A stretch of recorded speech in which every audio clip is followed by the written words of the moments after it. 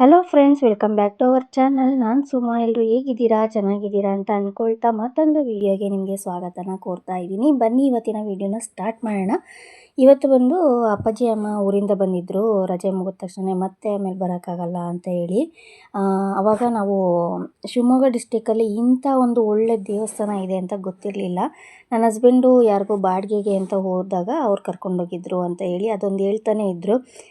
ಇನ್ನು ರಜೆ ಮುಗೀತು, ಸ್ಕೂಲ್ ಸ್ಟಾರ್ಟ್ ಆಯಿತು ಅಂತಂದರೆ ಮತ್ತೆ ಎಲ್ಲೂ ಹೋಗೋಕ್ಕಾಗಲ್ಲ ಅಂತಂದ್ಬಿಟ್ಟು ಸರಿ ಅದೊಂದು ದೇವಸ್ಥಾನ ನೋಡ್ಕೊಂಬಂದ್ಬಿಡೋಣ ಅಂತ ಹೇಳ್ತಾನೆ ಇದ್ವಿ.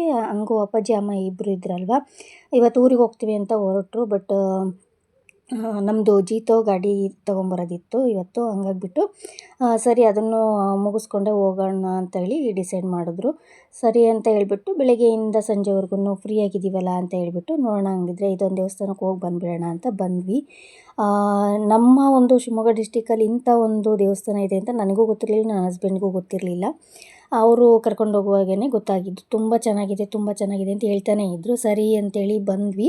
ಕಾಡೊಳಗಡೆ ಇರೋದು ನೋಡಿ ತುಂಬ ಅಂದರೆ ತುಂಬಾ ಖುಷಿಯಾಗೋಯಿತು. ಯಾಕಂದರೆ ಕಾಡೊಳಗಡೆ ಇದ್ರೂ ಕೂಡ ಎಷ್ಟು ಜನ ಇದ್ದರು ಅಂತಂದರೆ ಅಷ್ಟೊಂದು ಜನ ಇದ್ದರು.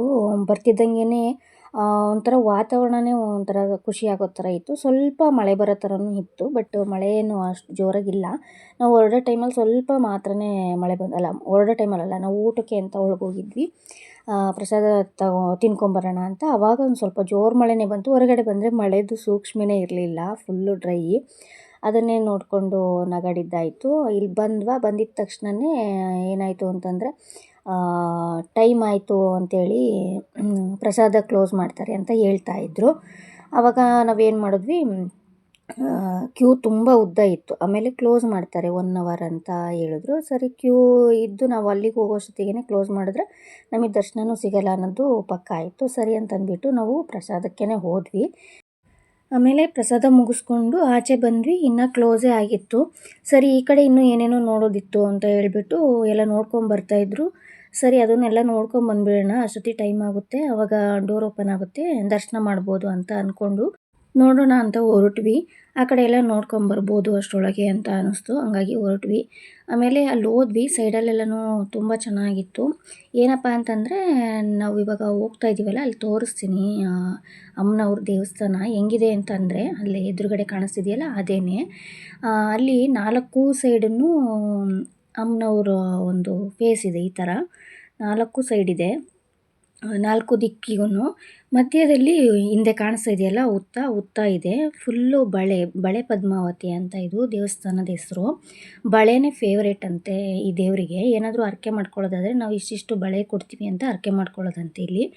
ಇದು ಎಲ್ಲಿತ್ತು, ಏನು ಏತ ದೇವಸ್ಥಾನ, ಇಲ್ಲಿಗೆ ಹೇಗೆ ಬಂತು, ಹೆಂಗೆ ಫೇಮಸ್ ಆಯಿತು ಅನ್ನೋದನ್ನು ಒಂದು ಬೋರ್ಡಲ್ಲಿ ಬರ್ದು ಹಾಕಿದ್ದಾರೆ ಎಲ್ಲನೂ ಅಲ್ಲಿ.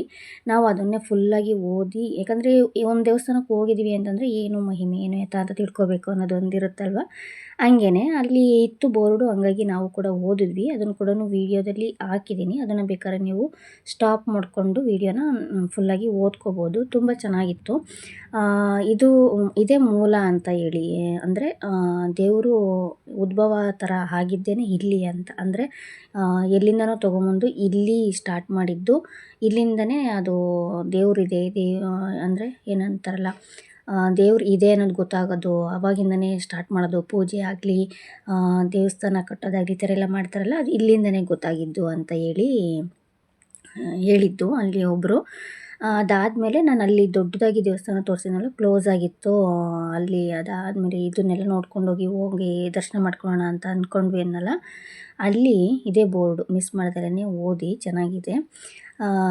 ಅಲ್ಲಿ ಏನಿದೆ ಅದನ್ನು ಹೊಸ್ದಾಗಿ ಮಾಡಿರೋದು ಅನಿಸುತ್ತೆ. ದರ್ಶನ ಮಾಡೋದಕ್ಕೆಲ್ಲನೂ ಸರಿ ಹೋಗಲ್ಲ ಅಂತ ಏನಾದರೂ ಮಾಡಿದಾರ ಗೊತ್ತಿಲ್ಲ. ಅದೊಂದು ರೀಸನ್ ಏನು ಅಂತ ಗೊತ್ತಾಗಲಿಲ್ಲ. ಅದು ಬಿಟ್ಟರೆ ಮೂಲ ಇದೆ ಅಂಥೇಳಿ. ಇದು 4 ಸೈಡನ್ನು ನೋಡಿಕೊಂಡು ದರ್ಶನ ಮಾಡಿಕೊಂಡು ಅದಾದಮೇಲೆ ಕರೆಕ್ಟಾಗಿ ಹೋಗೋದಿಕ್ಕೂ ಅಷ್ಟೇ, ಇಲ್ಲಿಂದ ಹೋದರೆ ಇಲ್ಲಿ ಇದನ್ನು ದರ್ಶನ ಮಾಡ್ಬೋದು ಅಂತ ಇದೆ. ಅದನ್ನು ಮುಗಿಸ್ಕೊಂಡು ಇಲ್ಲಿ ಮುಗಿಸ್ಕೊಂಡಲ್ಲಿ ಅಂತ ಇಲ್ಲಿನೂ ಕೂಡ ಚಿಕ್ಕ ಚಿಕ್ಕದಾಗಿ ಮೂರ್ತಿಗಳಿತ್ತು ದೇವ್ರದ್ದು.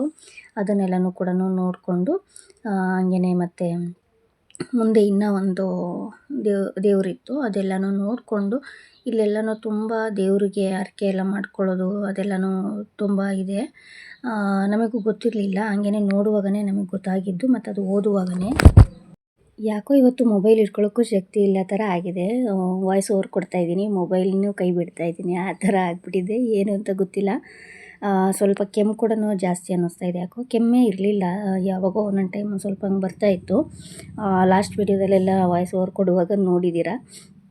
ಬಟ್ ಇವತ್ತೂ ಹಂಗೇ, ಇಷ್ಟೊತ್ತರೆಗೂ ಏನೂ ಇರಲಿಲ್ಲ. ಇವಾಗ ವಾಯ್ಸ್ ಓವರ್ ಕೊಡೋಣ ಅಂತ ಬಂದಮೇಲೆ ಆ ಥರ ಸ್ಟಾರ್ಟ್ ಆಯಿತು. ಅದೇ ಇದರಲ್ಲಿ ಮೊಬೈಲ್ ಕೂಡ ಕೈ ಬಿಟ್ಟೆ ವಾಯ್ಸ್ ಓವರ್ ಕೊಟ್ಕೊಂಡು ಇಲ್ಲಿ ನೋಡ್ತಾ ಇದ್ದೀರಾ. ಈ ದೇವ್ರಿಗೂ ಕೂಡ ಹರಕೆ ಮಾಡ್ಕೋತಾರೆ. ಇಲ್ಲಿ ಏನು ತ್ರಿಶೂಲನೇನೋ ಕೊಡ್ತೀವಿ ಅಂತ ಜಾಸ್ತಿ. ಆಮೇಲೆ ತ್ರಿಶೂಲ ಏನೋ ಕುಂಬಳಕಾಯಿನ ಅಲ್ಲಿ ಎಂಥದೋ ಕಾಯಿ ಇದೆ ನೋಡಿ ವಿಡಿಯೋದಲ್ಲಿ, ಅದನ್ನು ಕೊಡ್ತೀವಿ ಅಂತ ಹರಕೆ ಮಾಡ್ಕೊಳ್ಳೋದಂತೆ. ಇದನ್ನು ಓದಿ ಗೊತ್ತಾಗುತ್ತೆ. ಕುಂಬಳಕಾಯಿ ಅದರಲ್ಲಿ ಹಾಕಿದ್ದಾರೆ ನೋಡಿ. ಈ ಥರ ಏನೇನೋ ಹರಕೆ ಮಾಡ್ಕೋತಾರಂತೆ. ಹಂಗಾಗಿ ನಾವು ಯಾವುದೇ ಒಂದು ದೇವ್ರಿಗೆ ಹೋದ್ರೂ ಏನು ನೋಡಬೇಕು, ದರ್ಶನ ಮಾಡಬೇಕು, ಅಷ್ಟು ಬಿಟ್ಟರೆ ನಮಗೆ ಹರಕೆ ಮಾಡ್ಕೊಳ್ಳೋಕ್ಕೆಲ್ಲ ಅಷ್ಟು ಇಷ್ಟ ಆಗಲ್ಲ. ಎಸ್ಪೆಷಲಿ ನನಗೆ, ಯಾಕಂದರೆ ಎಲ್ಲ ದೇವ್ರೂ ಇದ್ದಾರೆ ನನಗೆ ಗೊತ್ತು. ಬಟ್ ನಮ್ಮ ಒಂದು ಮನೆ ದೇವರಿಗಿಂತ ದೊಡ್ಡ ದೇವರು ಯಾವುದೂ ಇಲ್ಲ ಅಂತ ನನಗೆ ಅನಿಸೋದು. ಯಾಕಂದರೆ ಈಗ ಯಾವುದೇ ಒಂದು ದೇವ್ರ ಹತ್ರ ನಾವು ಏನಾದರೂ ಬೇಡಿಕೆ ಇಡ್ತೀವಿ, ಹರಕೆ ಮಾಡ್ಕೋತೀವಿ ಅಂತ ಅಂದರೆ ಅದಕ್ಕೆ ಫಸ್ಟು ನಮ್ಮ ಮನೆ ದೇವರ ಒಂದು ಅನುಮತಿನೂ ಇರಬೇಕಂತ. ಈಗ ಯಾವುದೇ ಒಂದು ಮನೇಲಿ ಪೂಜೆ ಮಾಡುವಾಗನೂ ಅಷ್ಟೇ, ಫಸ್ಟು ಗಣೇಶನಿಗೆ ಪೂಜೆ ಮಾಡಿ ನೆಕ್ಸ್ಟು ಮನೆ ದೇವ್ರಿಗೆ ಪೂಜೆ ಮಾಡಿನೇ ಬೇರೆ ಏನಾದರೂ ಮಾಡೋದು. ಈಗ ಉದಾಹರಣೆ ಸತ್ಯನಾರಾಯಣ ಪೂಜೆ ಮಾಡುವಾಗನೂ ನೀವು ಅಬ್ಸರ್ವ್ ಮಾಡಿರ್ಬೋದು. ಫಸ್ಟು ವಿನಾಯಕ ಅಂದರೆ ಸಗಣಿಲಿ ಮಾಡ್ತಾರಲ್ವ, ಅದನ್ನು ಮಾಡಿಬಿಟ್ಟು ಅದಕ್ಕೆ ಪೂಜೆ ಮಾಡಿಬಿಟ್ಟು ಮನೆ ದೇವ್ರನ್ನ ನೆನೆಸ್ಕೊಂಡು ಫಸ್ಟು ಪೂಜೆ ಮಾಡಿ ಅಂತ ಹೇಳ್ತಾರೆ. ಅದಾದಮೇಲೆ ಸತ್ಯನಾರಾಯಣ ಪೂಜೆನ ಸ್ಟಾರ್ಟ್ ಮಾಡೋದಲ್ವ. ನೀವು ಇದೇ ಥರ ಯಾವುದೇ ಒಂದು ಪೂಜೆ ಆದ್ರೂ ನೀವು ಅಬ್ಸರ್ವ್ ಮಾಡಿರ್ತೀರ ಅಂತ ಅಂದ್ಕೋತೀನಿ. ಹಾಗೇ ಮನೆ ದೇವರ ಅನುಮತಿ ಇಲ್ದೇ ನಾವು ಏನು ಮಾಡೋಕ್ಕಾಗಲ್ಲ ಅನ್ನೋ ಒಂದು ಇದನ್ನು ನಾನು ಕೇಳಿದ್ದೀನಿ. ಹಂಗಾಗಿ ನಾನು ಹೇಳಿದ್ದು ಈ ಥರ. ಏನಾದರೂ ತಪ್ಪಿದರೆ ದಯವಿಟ್ಟು ಕ್ಷಮಿಸಿ, ಓಕೆನಾ.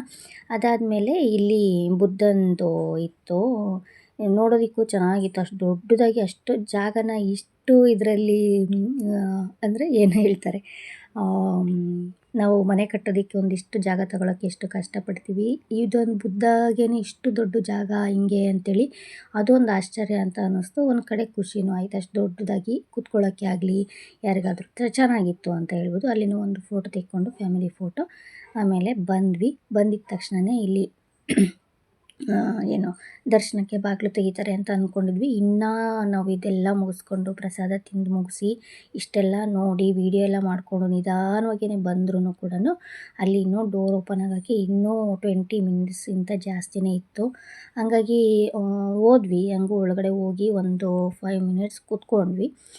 ಆಮೇಲೆ ಅನ್ನಿಸ್ತು ಅದನ್ನೇ ಮೂಲ ಅಂತ ಅಂದ್ರಲ್ವ, ಮತ್ತೆ ವೆಯ್ಟ್ ಮಾಡಿ ಇದನ್ನು ನೋಡೋ ಅಂಥದ್ದೇನು ಇಲ್ವೇನೋ, ಸೇಮ್ ಇತ್ತು ಅಂತಲೂ ಹೇಳಿದ್ರು. ಅಮ್ಮ ಮತ್ತು ನಮ್ಮ ಮನೆಯವ್ರಿಗೆ ದರ್ಶನ ಆಗ್ಬಿಡ್ತು. ಬಾಗಿಲು ಹಾಕಿರೋ ಟೈಮಲ್ಲೇ ಎಲ್ಲೋ ಸಂದಿಲ್ಲಿ ದೂರ್ಕೊಂಡು ನೋಡ್ಕೊಂಬಂದ್ಬಿಟ್ರು. ನಮಗೆ ದರ್ಶನ ಸಿಗಲಿಲ್ಲ. ಬಟ್ ಅಲ್ಲಿದೆ ಮೂಲ ಅಂತಂದರೆ ಮತ್ತೆ ಇನ್ನೇನು ಕಾಯೋದು, ಮತ್ತು ಗಾಡಿ ಬೇರೆ ಇವತ್ತೇ ಬರೋದಿತ್ತಲ್ವ. ಹಂಗಾಗಿ ಗಾಡಿ ಬಿಡಿಸ್ಕೊಳ್ಳೋಕ್ಕೆ ಸ್ವಲ್ಪ ಪೂಜೆ ಮಾಡೋದಿತ್ತು ಇವತ್ತೇ. ಹಂಗಾಗಿ ಮತ್ತೆ ಇಲ್ಲಿ ಟೈಮ್ ಆಯಿತು ಅಂದರೆ ಅಲ್ಲಿ 6 ಗಂಟೆ ಒಳಗಡೆನೇ ಗಾಡಿಗೆ ಪೂಜೆ ಮಾಡಿ ಮೂವ್ ಮಾಡಬೇಕಿತ್ತು. ಹಂಗಾಗಿ ನಾವು ಮತ್ತೆ ಹೊರಟ್ವಿ. ಆಮೇಲೆ ಏನಾಯಿತು ಅಂತ ಅಂದರೆ ಇಲ್ಲಿ ಬರೋ ದಾರಿಲಿ ಇದು ಜೋಗ್ ಫಾಲ್ಸ್ ಹತ್ರ ಇರೋದು. ಜೋಗ್ ಫಾಲ್ಸ್ ಇಂದ ನಿಯರ್ 15 ಕಿಲೋಮೀಟರ್ ಏನೋ ಇದೆ. ಅಲ್ಲಿದು ಇದು ಜೋಗ್ ಫಾಲ್ಸದು ಇಲ್ಲೆಲ್ಲ ಕಾಣಿಸುತ್ತೆ ಅಂತ ಹೇಳಿದ್ರು. ಹಂಗಾಗಿ ನೋಡೋಣ ಅಂತ ನಾವು ಕೂಡ ಇಳಿದ್ಬಿಟ್ಟು ನೋಡ್ತಾ ಇದ್ವಿ. ವ್ಯೂ ಮಾತ್ರ ತುಂಬ ಅಂದರೆ ತುಂಬ ಚೆನ್ನಾಗಿತ್ತು. ಬಟ್ ಇಲ್ಲಿ ವೀಡಿಯೋ ಮಾಡ್ಕೊಳಕ್ಕಾಗಲಿಲ್ಲ. ನೋಡೋಕ್ಕೆ ಚೆನ್ನಾಗಿತ್ತು, ವೀಡಿಯೋ ಮಾಡ್ಕೊಳ್ಳೋಕ್ಕೆ ಈ ಥರ ಪರದೆ ಬೇರೆ ಇತ್ತಲ್ವ, ಹಂಗಾಗಿ ಅಷ್ಟು ಚೆನ್ನಾಗಿ ಕಾಣಿಸ್ಲಿಲ್ಲ. ನನ್ನ ಹಸ್ಬೆಂಡ್ ಎಷ್ಟಾಗುತ್ತೆ ಅಷ್ಟನ್ನು ಮಾಡ್ಕೊಂಡು ಕೊಟ್ಟಿದ್ದಾರೆ ಮೇಲಿಂದ. ಅದನ್ನು ನೋಡಿ ನಿಮಗೂ ಖುಷಿ ಆಗುತ್ತೆ.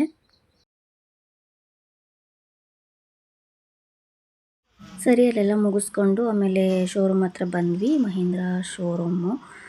ಇಲ್ಲಿ ಬಂದುಬಿಟ್ಟು ಮತ್ತು ಗಾಡಿದು ಎಲ್ಲ ರೆಡಿ ಇತ್ತು. ನಾವು ಫೋನ್ ಮಾಡಿಕೊಂಡೇ ಬಂದಿದ್ದ ತಕ್ಷಣವೇ ಪೂಜೆಗೆಲ್ಲ ಅವ್ರು ರೆಡಿ ಮಾಡಿದ್ರು. ಪೂಜೆ ಎಲ್ಲ ಮುಗಿಸ್ಕೊಂಡು ಇವಾಗ ಗಾಡಿನ ಮೂವ್ ಮಾಡಿ, ಇವಾಗ ಕಾರ್ ಬೇರೆ ಇತ್ತಲ್ವ, ನಾವು ಕಾರಲ್ಲಿ ಬಂದಿದ್ವಿ. ನಮ್ಮನ್ನು ಬಿಟ್ಟು ಆಮೇಲೆ ಮತ್ತೆ ಬಂದು ತೊಗೊಂಡೋಗ್ಬೇಕಿತ್ತು.